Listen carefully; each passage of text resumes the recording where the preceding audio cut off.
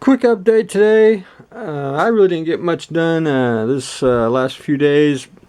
I, however, went and bought a new truck, which I may do a little video on that just to show everyone what it is. This was a long time coming. I haven't bought one in about 12 years, so that was a much needed vehicle that I really needed, and I had to do all the insurance and everything, so it took a lot of my time. But on the P61, I got most of it sanded, wings, everything, so I'm hopefully by the weekend I'll be able to shoot some primer on and probably do a little bit more fine-tuning sanding on it, and then I can start slapping it together.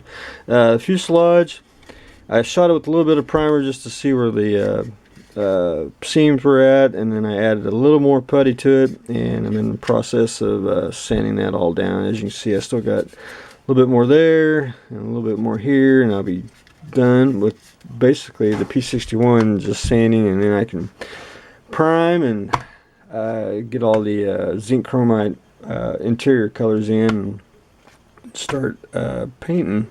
The A26, again, boring duty here. I started sanding. What I do is when I sand, when it does fit, but it doesn't either. Basically, it's high on one side. Is I try not to use putty at all. I basically sand it down first just to get the knock off the high end, and then just a couple more times, and you're going to lose detail, which that's just the way it is. And then if there's a fine crack and everything, that's when I'll go in and slap the putty and even it out, and that's pretty much it on it.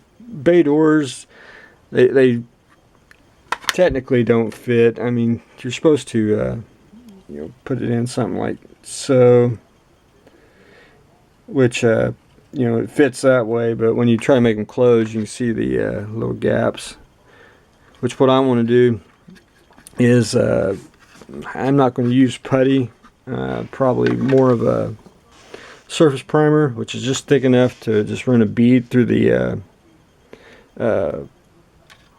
hole here, or the gap, and it'll fill it in just right, and just keep it indented in it just enough to where the bay looks like it's two doors, and really no sanding, just enough to get the sand a little bit just to get the raised off of it, but that's it.